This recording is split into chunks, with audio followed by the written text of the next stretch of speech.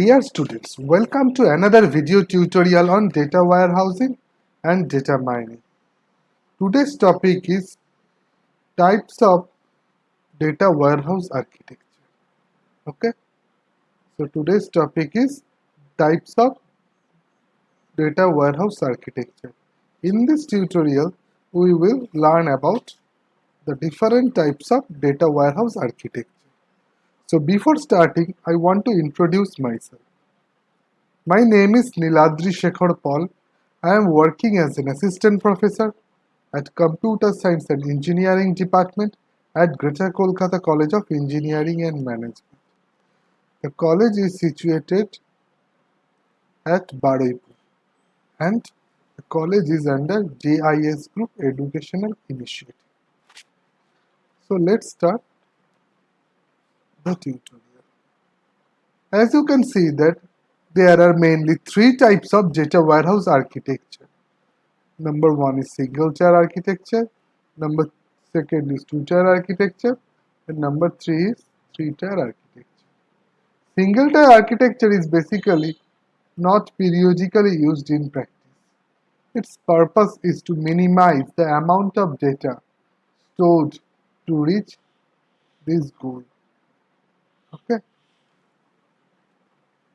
and in case of two tier architecture, the requirement for separation plays an essential role in defining the two tier architecture for a data warehouse system.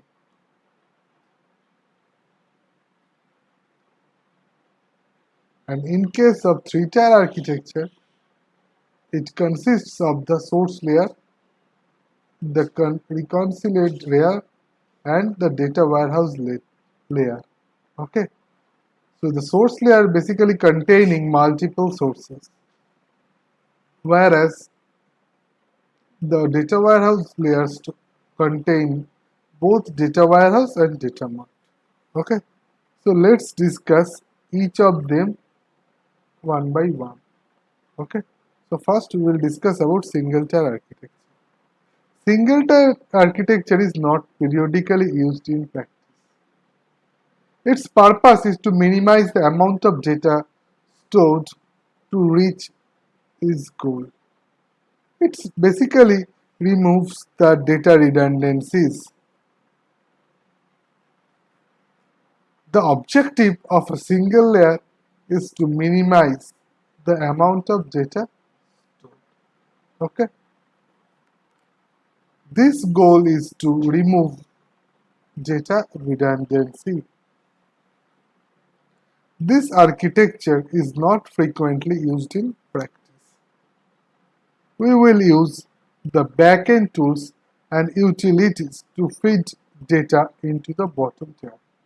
Okay, so the single tier architecture is not periodically used in practice. Its purpose is to minimize the amount of data stored to reach this goal.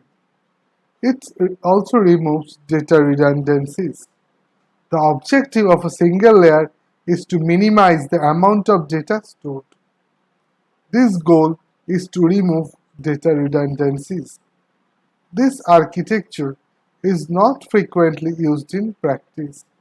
We will use the backend tools and utilities to feed the data into the bottom tier. The following figure basically shows the layer physically available is the source layer. Okay, so as you can see, there is the source layer, data warehouse layer, and the analysis part. Okay, so this is the pictorial representation of single tier data warehouse architecture.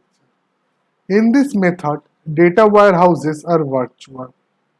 Okay, so there is no physical existence of data warehouse. This means that the data warehouse is implemented as a multi-dimensional view of operational data created by specific middleware or an intermediate processing layer.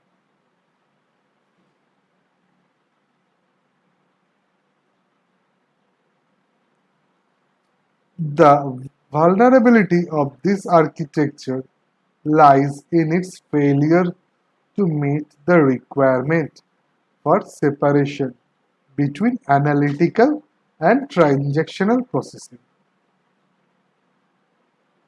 Analysis queries are agreed to operational data after the middleware interrupts them. In this way, queries affect traditional workloads. Okay, so in the figure mentioned here, okay,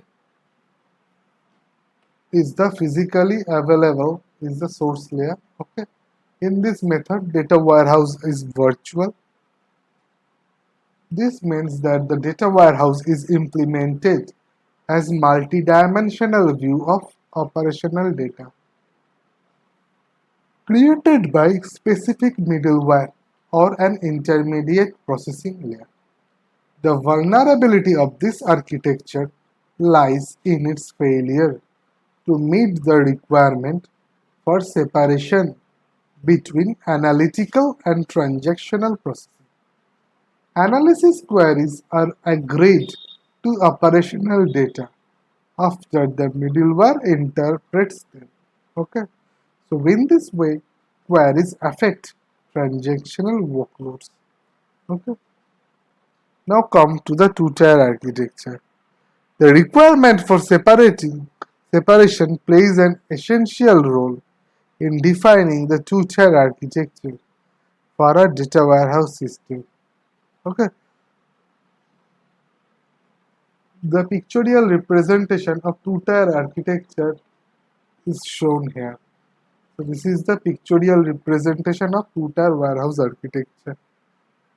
Okay, so as you can see, there are operational data, external data, metadata, and data marts. Okay, these are the four important aspects. Okay, and there are four layers. This is source layer, data staging, data warehouse layer, and analysis. Okay, although it is typically called two-layer architecture to highlight a separation between physically available sources and data warehouses, in fact consists of four subsequent flow stages. Okay, so two-tier architecture basically consists of four subsequent data flow stages. Number one is source layer, number two is data staging, number three is data warehouse layer, and number four is analysis part. Okay, so now come to the source layer. Our data warehouse system uses a heterogeneous source of data. That data is stored initially to corporate relational database,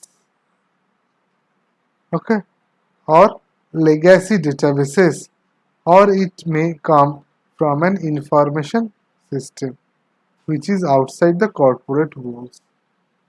Okay. Now come to the data stacking. The data stored to the source should be extracted, cleansed to remove inconsistencies and fill gaps, and integrated to merge heterogeneous sources into one standard schema. The so-named extraction, transformation, and loading tools, or in short ETL, can combine heterogeneous schema, extract, transform, cleanse, validate, filter, and load surface data into a data warehouse.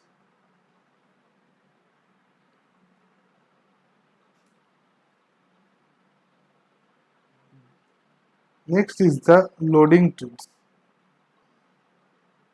It can be combined heterogeneous schema, extract, transform, cleanse, validate, filter, and load source data into a data warehouse.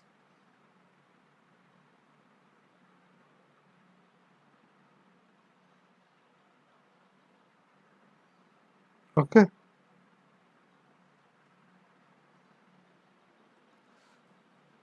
Next come to the data warehouse layers. Information is saved to one logically centralized individual repository or a data warehouse. The data warehouses can also be used as a source for creating the miners or creating the data marts, which practically replicate data warehouse contents and are designed for specific enterprise departments. Metadata repositories store information on sources, access procedures, data staging, users, data mart, schema, and so on.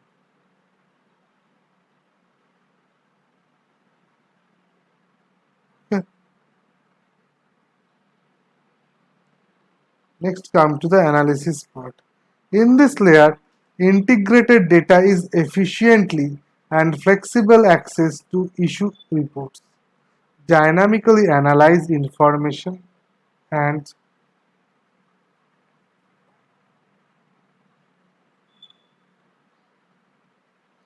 simulate hypothetical business scenarios. Okay, it should feature aggregate information navigators, complex query optimizers, and customer friendly GUIs. Okay, so these are the future architecture. Okay, so this is the pictorial representation of future architecture. You can see there are four parts: source layer, data staging, data warehouse layer, and analysis. Okay, so although it is typically called two-layer architecture to highlight a separation between physically available sources and data warehouses, in fact, it consists of four subsequent data flow stages. Okay, as you can see, there are four stages. Number one is source layer, next one is data stacking, third one is data warehouse layer, and the fourth one is the analysis. Okay, so in the source layer, a data warehouse system uses a heterogeneous source of data. Okay, that data is stored initially to corporate relational databases or legacy databases, or it may come from an information system outside the corporate walls. Next one is the data staging. The data stored to the source should be extracted and cleansed to remove inconsistencies and fill gaps, and integrated to merge heterogeneous sources into one standard schema. The so-named extraction, transformation, and loading tools, or in short ETL, can combine heterogeneous schema, extract, transform, cleanse, validate, filter, and load source data into a data warehouse. The next point is data warehouse layer. Information is saved to one logically centralized individual repository, that is a data warehouse. The data warehouse can be directly accessed, but it can also be used as a source for creating data marts, which partially replicate data warehouse contents and are designed for specific enterprise departments. Metadata repositories stores information on sources, access procedures, data staging, user data mart, schema, and so on. And the last part is the analysis part. Okay. So in this layer, integrated data is efficiently and flexible accessed to issue reports, dynamically analyze information, and simulate hypothetical business scenarios. It should feature aggregate information navigators, complex query optimizations, and customer-friendly GUIs. Okay, so this is the two-tier architecture. Okay,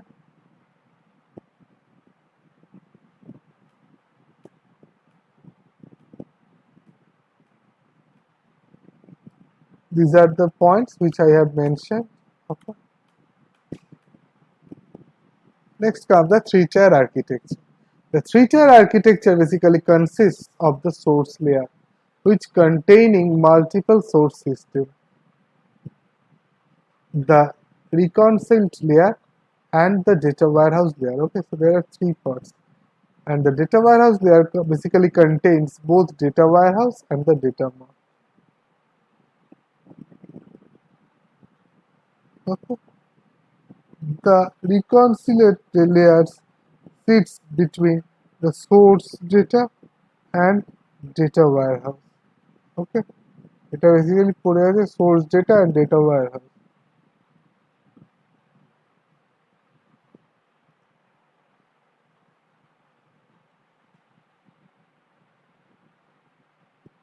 The main advantage of the reconciled layer is that it creates a standard reference data model, okay, for a whole enterprise. At the same time, it also separates the problems of source data extraction and integration from those of data warehouse population.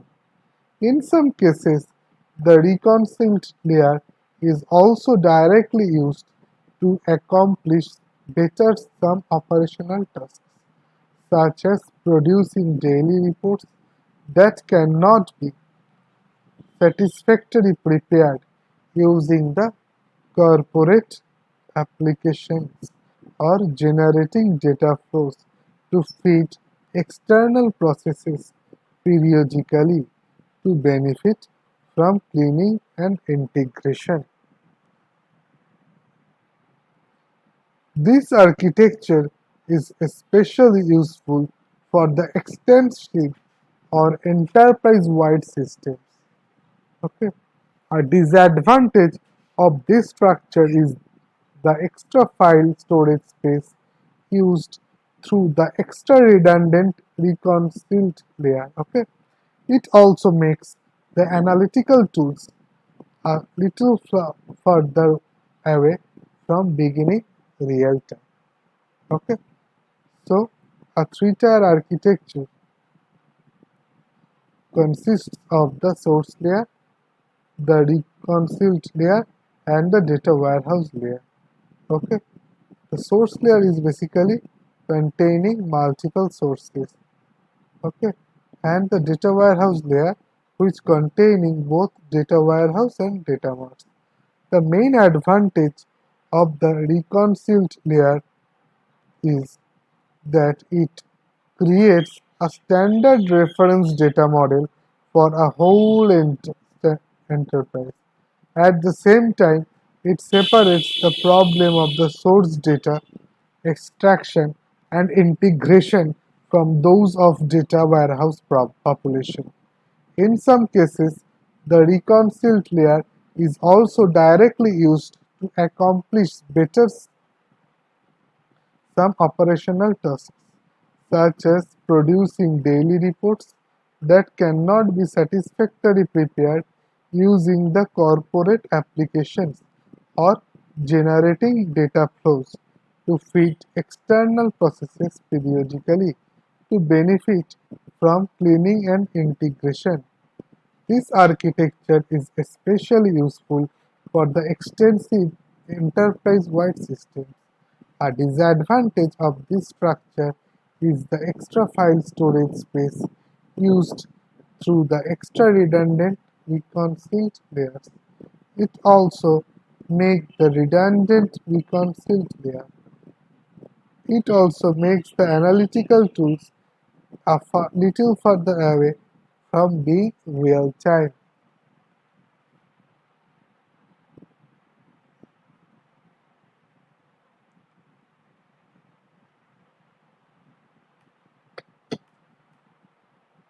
Now the data warehouse usually have a three-level tier architecture that includes bottom tier or data warehouse server. The next one is the middle tier or OLAP server, and the third one is the top layer or the front end tools. Okay, a bottom tier that consists of the data warehouse server, which is almost always an RDBMS. It may include several specialized data marts and a metadata repository. Data from operational databases and external sources such as user profile data provided by the external consultants are extracted using application program interfaces called a gateway. A gateway is provided by the underlying DBMS and allows customer programs to generate SQL code to be executed at a server. Now the examples of gateway contain ODBC, that is Open Database Connections, and OLEDB, that is Open Linking and Embedding for Database by Microsoft and JDBC. So this is the three-tier architecture. Okay. So these are the parts. Okay. Basically, a middle tier which consists of an OLAP server for first querying of the data warehouse. The OLAP server is implemented using either a relational OLAP or ROLAP model, that is an extended relational DBMS that maps functions on multidimensional data standard relational operations. The next one is the multidimensional OLAP. Okay, we have mentioned it as MOLAP. Okay, so that is a particular purpose server that directly implements multidimensional information and operations. A top tier that contains front-end tools for displaying results provided by OLAP, as well as additional tools for determining of the OLAP generated tools.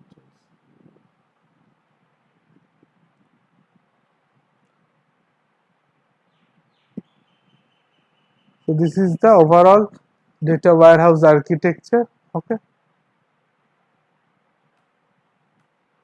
The metadata repository stores information that defines data warehouse objects. It includes the following parameters and information for the middle and the top tier applications. A description on the data warehouse structure, including the warehouse schema, dimension, hierarchies, data mart locations, and contents, etc.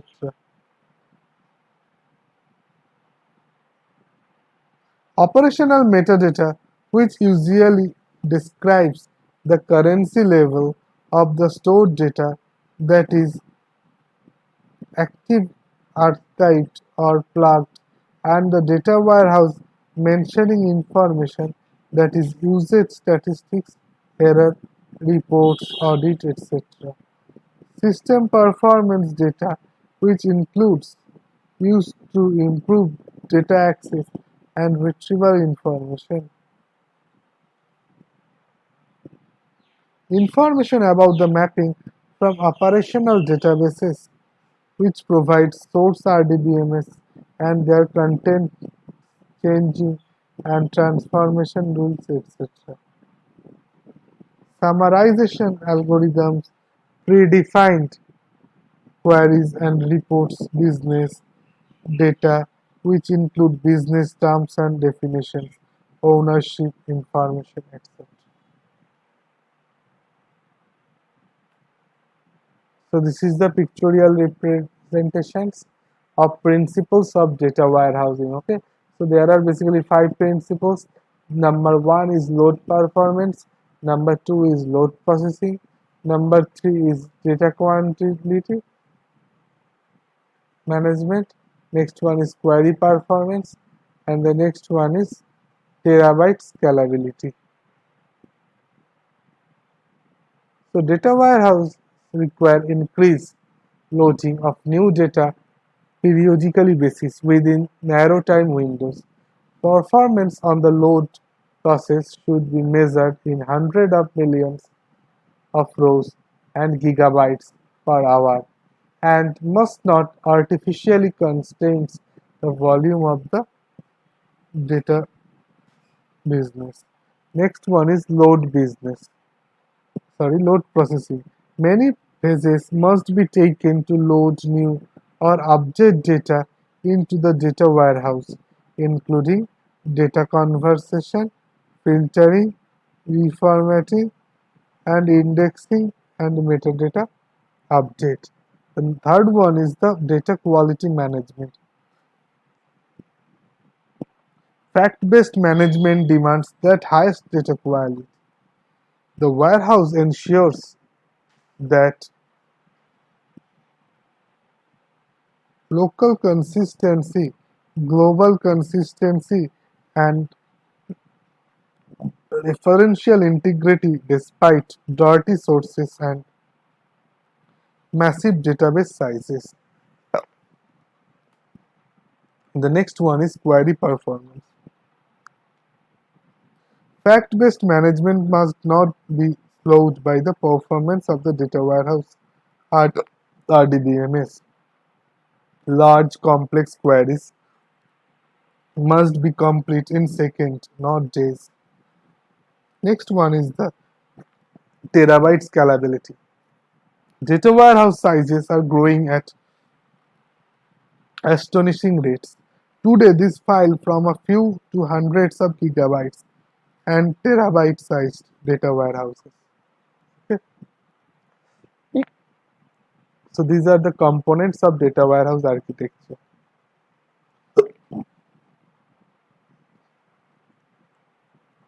So the data warehouse is based on an RDBMS server, which is a central information repository that is surrounded by some key components to make the entire environmental functional, manageable, and accessible. There are mainly 5 components of data warehouse.